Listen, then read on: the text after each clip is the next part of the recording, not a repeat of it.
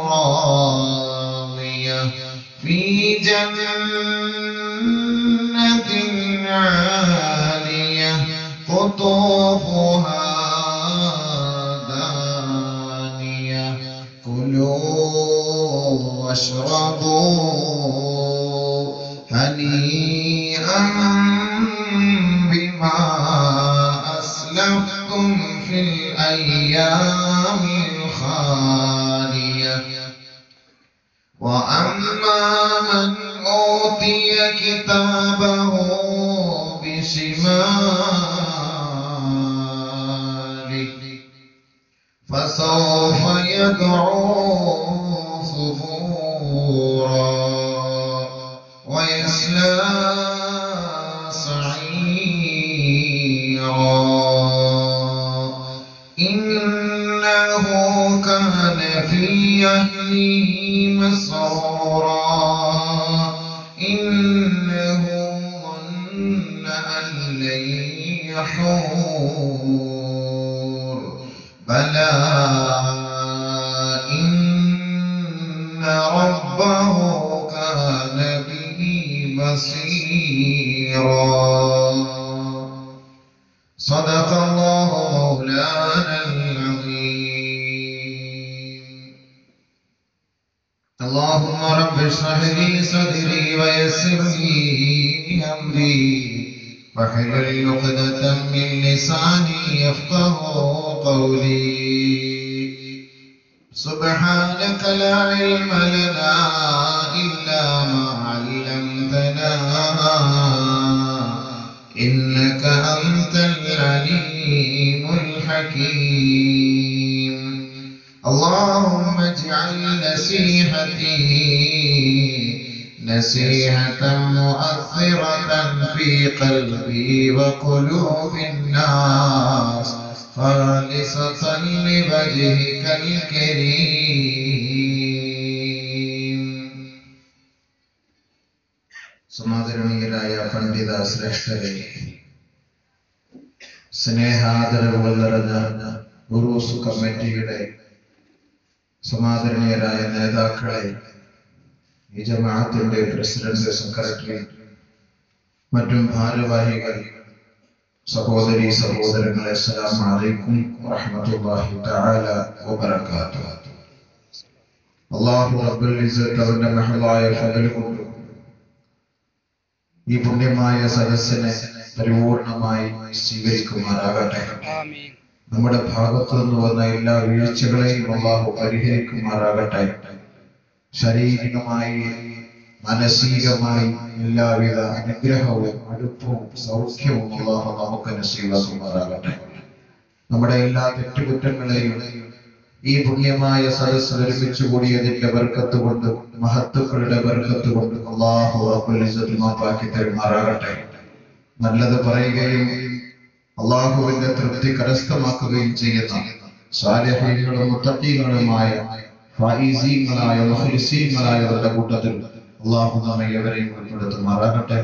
നമ്മൾ ഇന്ന് മരണപ്പെട്ടു പോയ വിശിഷ്യ നമ്മുടെ ഈ ചുറ്റുവട്ടാരത്തിൽ അന്ത്യവിശ്രമം കൊള്ളുന്ന, പ്രത്യേകിച്ച് ഇവിടെ ഈ മഖാമിൽ വിശ്രമിക്കുന്ന മഹത്തുക്കൾക്കും സഹോദരി സഹോദരങ്ങൾക്കും അല്ലാഹു പുറത്തു കൊടുക്കുമാറാകട്ടെ. അവരുടെ ഖബറുകളെ അല്ലാഹു പ്രകാശിപ്പിക്കുമാറാകട്ടെ. നമ്മുടെ ഈ ഖബറുകളെ അല്ലാഹു പ്രകാശിപ്പിക്കുമാറാകട്ടെ. സ്വർഗത്തിൽ ഉന്നതമായ സ്ഥാനത്ത് അല്ലാഹു അവരെയും നമ്മെ ഒരുമിച്ച് കൂട്ടി അനുഗ്രഹിക്കുമാറാകട്ടെ. റഹ്മതിക യാ അർഹമർ റഹീമീൻ. അൽഹംദുലില്ലാഹ്. ബഹുമാനികളെ, ഇന്നലെ നാം സൂചിപ്പിക്കുകയുണ്ടായി, ബഹുമാനപ്പെട്ട ആയിഷ സിദ്ദീഖ റളിയല്ലാഹു തആല അൻഹ അല്ലാഹുവിന്റെ റസൂൽ സല്ലല്ലാഹു അലൈഹി വസല്ലമ തങ്ങളോട് ചോദിച്ച ചോദ്യം. അവിടെ ആയിഷ റളിയല്ലാഹു തആല അൻഹ ചോദിച്ചത്, ഞങ്ങൾ നിങ്ങളുടെ ഭാര്യമാരാണ്, ഈ ഭാര്യമാരായി ഞങ്ങളെ അങ്ങേക്ക് നാളെ ആഖിറത്തിൽ സംരക്ഷിക്കാൻ കഴിയുമോ? ഇതൊരു മഹത്തായ ഒരു ചോദ്യമാണ്. ഈ വിനീതിന്റെ വിഷയം ഇവിടെ ദാമ്പത്യ ജീവിതം ഇസ്ലാമിൽ എന്ന തലക്കെട്ടിൽ ഇവിടെ വിഷയം നൽകിയെങ്കിൽ നമ്മൾ ആ വിഷയം പ്രതിപാദിച്ചില്ല എങ്കിലും ആ വിഷയം എഴുതിയത് കൊണ്ട് ഇടയ്ക്ക് അതിന്റെ ഒന്ന് രണ്ട് ഭാര്യ ഭർത്താക്കന്മാർ തമ്മിലുള്ള ഇണക്കവും പിണക്കവും നമ്മളത് പറയുന്നത് നല്ലതായിരിക്കും.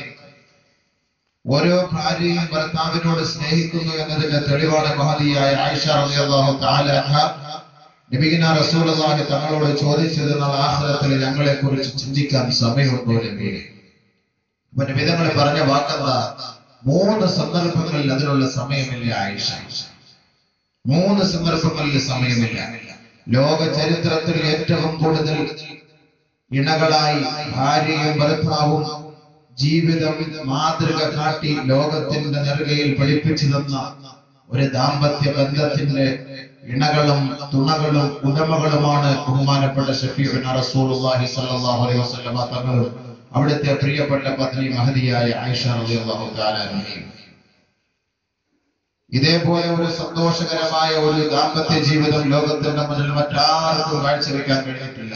അത്രത്തോളം സ്നേഹ ആദരവുകളായിരുന്നു അവർക്ക്.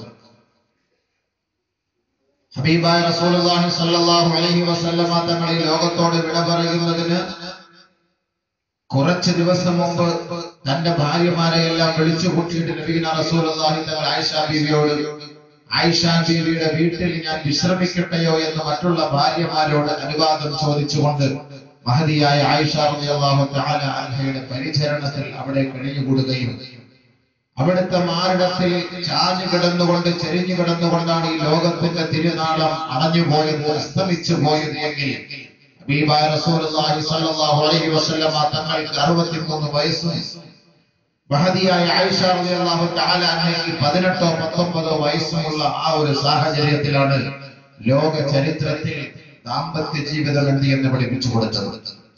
അത്രത്തോളം സ്നേഹിച്ച് കൊതി തീരുന്നതിന് മുമ്പേ ബഹുമാനപ്പെട്ട പ്രവാചകൻ വിട പറഞ്ഞു പോയെങ്കിൽ ആ ആയിഷ ബീവിയാണ് ഹബീബായ റസൂലുള്ളാഹി തങ്ങളോട് ചോദിക്കുന്നത്, ഫഹൽ തൽഖുറൂന അഹ്ലീകും യൗമ യൗമിൽ ഖിയാമ, ഇന്ന് ഞങ്ങളെ എത്രത്തോളം സ്നേഹിക്കുന്നു, നാളെ ആഖിറത്തിൽ ഞങ്ങളെ കുറിച്ച് അങ്ങ് ചിന്തിക്കുമോ നബിയെ, ഞങ്ങളെ കുറിച്ച് ചർച്ച ചെയ്യുമോ നബിയെ? ഹബീബായ റസൂലുള്ളാഹി തങ്ങളോട് ചോദിക്കുകയാണ്. അപ്പോഴാണ് അല്ലാഹുവിന്റെ റസൂൽ പറഞ്ഞത്, അമ്മാ ഇൻദ സലാസതി മവാതിന ഫലാ യദ്കുറു അഹദുൻ അഹദാ, നാളെ ആഖിറത്തിൽ 3 സന്ദർഭങ്ങളിൽ ആരെ കുറിച്ച് ചിന്തിക്കാനുള്ള സമയമില്ല ആയിഷ. ഇതിന്റെ അർത്ഥം എന്താ? എന്താ? നമ്മുടെ സ്വന്തം കാര്യം നമ്മൾ നോക്കിക്കൊള്ളണം. നമ്മുടെ സ്വന്തം കാര്യം, സ്വന്തം നഫ്സിന് നമ്മൾ തന്നെയാണ് അതിന്റെ പരിഹാരം കാണേണ്ടത്. നാളെ ആരും അവരുടെ നഫ്സിന് വേണ്ടിയിട്ട് മറ്റൊരാളെ ശുപാർശയുമായി അവിടെ എത്തുകയില്ല. പരിശുദ്ധ ഖുർആനിൽ അല്ലാഹു റബ്ബുൽ ഇസ്സത്ത് ഭാഗം വ്യക്തമാക്കുകയാണ്, യൗമ യഫിറുൽ മർഉ മിൻ അഖീഹി വ ഉമ്മിഹി വ ബനീഹി വ സാഹിബതിഹി വ അഖീഹി വ ഫസീലതിഹി അല്ലതി തുവീഹി.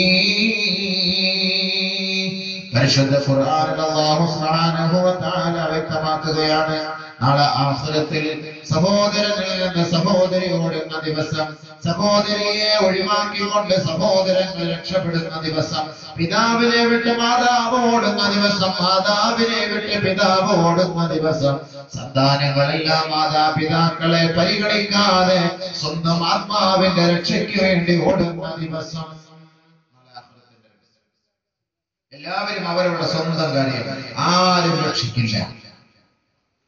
ആ സന്ദർഭത്തിലാണ് നബിയിന റസൂലുള്ളാഹി തആല പറഞ്ഞത്, ഞങ്ങൾക്ക് നിങ്ങളെ രക്ഷപ്പെടുത്താൻ കഴിയില്ല. മഹദിയായ ആയിഷ സിദ്ദീഖ റളിയല്ലാഹു തആല അൻഹയോട് പറഞ്ഞതുപോലെ ബഹുമാനപ്പെട്ട ഫാത്തിമ എന്ന പൊന്നുമോൾ, ഫാത്തിമത്തു ബിദ്അത്തും മിന്നീ,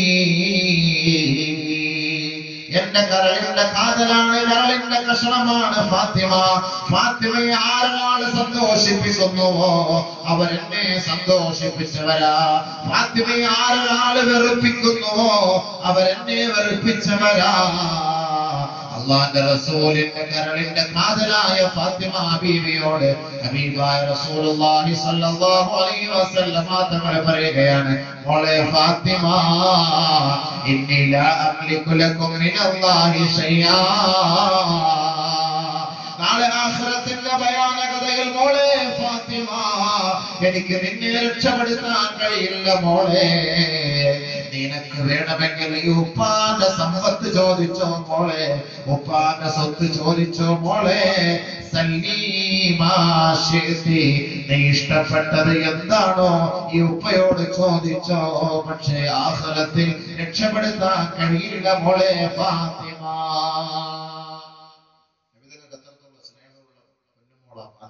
ഫാത്തിമ ബീവിയെ പോലും പറയാണ്, എനിക്ക് നാളെ തന്നെ രക്ഷപ്പെടുത്താൻ കഴിയില്ല, നീ വേണമെങ്കിൽ നിന്റെ ഇഷ്ട സ്വന്തകാര്യം. ഹബീബായ റസൂലുള്ളാഹി സ്വല്ലല്ലാഹു അലൈഹി വസല്ലമ തങ്ങളുടെ താങ്ങും തണലുമായിരുന്ന സ്വഹാബിയുണ്ടായിരുന്നു, റബീഅ എന്ന സ്വഹാബി റളിയല്ലാഹു അൻഹു. അല്ലാഹുവിന്റെ റസൂലിന് എല്ലാമായിരുന്ന സഹാബിയായിരുന്നു അത്. ഹബീബായ റസൂലുള്ളാഹി തങ്ങൾക്ക് ഖിദ്മത്ത് ചെയ്യുകയും സേവനം ചെയ്യുകയും അവിടുത്തെ ഹദറത്തിലേക്ക് ഉളവെടുക്കാനുള്ള വെള്ളം കൊണ്ട് കൊടുക്കുകയും ചെയ്യുകയും, തണുപ്പ് സമയത്ത് മരക്കോച്ചുന്ന കോരിച്ചൊരിയുന്ന തണുപ്പ്, അടുപടുത്ത വിറകുള്ള സമയത്ത് അല്ലാഹുവിന്റെ റസൂലിന് ഉളവെടുക്കാനുള്ള വെള്ളം ചൂടാക്കി കൊടുക്കുന്ന ജോലി റബീഅ റളിയല്ലാഹു തആല അൻഹു ചെയ്തിരുന്നുവെങ്കിൽ, ആ റബീഅ റളിയല്ലാഹു തആല അൻഹു പറയുകയാണ്, ഹബീബായ തങ്ങൾക്ക് വെള്ളം കൊണ്ട് കൊടുക്കുന്നത് ഞാനാ. ഒരു ദിവസം ഭയങ്കരമായ തണുപ്പുള്ള സന്ദർഭം, മരം കോച്ചുന്ന തണുപ്പ്, കിടകിടാ വിറയ്ക്കുകയാ. അല്ലാഹുവിന്റെ റസൂൽ സ്വല്ലല്ലാഹു അലൈഹി വസല്ലമ തങ്ങൾക്കുള്ള സകലമായ ജോലികളും പൂർത്തിയാക്കി ഇശാ നമസ്കാരം കഴിഞ്ഞു. എല്ലാവരും മദീനയിൽ നിന്ന് വീട്ടിലേക്ക് പോയി. അല്ലാഹുവിന്റെ റസൂൽ റബീഅയെ വിളിച്ചിട്ട് പറഞ്ഞു, റബീഅ നീ മടങ്ങി പോകൂ റബീഅ, നിന്റെ കുടുംബത്തിലേക്ക് പോകൂ റബീഅ, നിന്റെ കുടുംബത്തിൽ പോയി നിന്റെ ഭാര്യയോടുള്ള ഹക്ക് നിറവേറ്റോ റബീഅ, ഭാര്യയോടുള്ള ഉത്തരവാദിത്വം നിറവേറ്റോ റബീഅ, നിന്റെ മാതാപിതാക്കളെ പോയി സംരക്ഷിക്കൂ റബീഅ. ഇന്നെന്റെ ജോലിയെല്ലാം കഴിഞ്ഞു, ഇന്നിനി എനിക്ക് നിന്റെ ആവശ്യമൊന്നുമില്ല, നിൽക്കോ. റബീഅ റളിയല്ലാഹു തആല പോകാൻ പറഞ്ഞു. റബീഅ റളിയല്ലാഹു തആല മെല്ലെ മദീന വിട്ട് നടന്നു നീങ്ങുകയാണ്. ഭയങ്കരമായ തണുപ്പിൽ കിടകിടാ വിറയ്ക്കുകയാണ്. റബീഅ റളിയല്ലാഹു തആല തെല്ല് ദൂരം നടന്നു പോയപ്പോൾ ചിന്തിക്കുകയാ, അല്ലാഹുവിന്റെ റസൂൽ സ്വല്ലല്ലാഹു അലൈഹി വസല്ലമ തങ്ങൾ തഹജ്ജുദ് നമസ്കരിക്കാൻ എഴുന്നേൽക്കുമ്പോ ഈ മരം കോച്ചുന്ന തണുപ്പിൽ വെള്ളം ചൂടാക്കി കൊടുക്കാൻ ആരുമില്ലല്ലോ. ഹബീബായ തങ്ങൾക്കതൊരു ബുദ്ധിമുട്ടാകുമല്ലോ. തണുത്തുറച്ച വെള്ളത്തിൽ ഒളിവെടുക്കൽ അല്ലാഹുവിന്റെ റസൂലിന് അത് ബുദ്ധിമുട്ടുണ്ടാക്കുമെന്ന് കരുതിക്കൊണ്ട് ബഹുമാനപ്പെട്ട റബീഅ ആദ്യ വഴി ദൂരത്തിലെത്തിയ റബീഅ ഇലാ ഹദറത്ത് റസൂലില്ലാഹ് അല്ലാഹുവിന്റെ റസൂലിന്റെ സവിധത്തിലേക്ക് മടങ്ങി വരികയാണ്. അല്ലാഹുവിന്റെ റസൂലിന്റെ വീടിന്റെ ഉമ്മറപ്പടി അടച്ചിടപ്പെട്ടിരിക്കുന്നു. അല്ലാഹുവിന്റെ റസൂൽ ഉറക്കത്തിലാണ്. മദീനയുടെ ഓരോ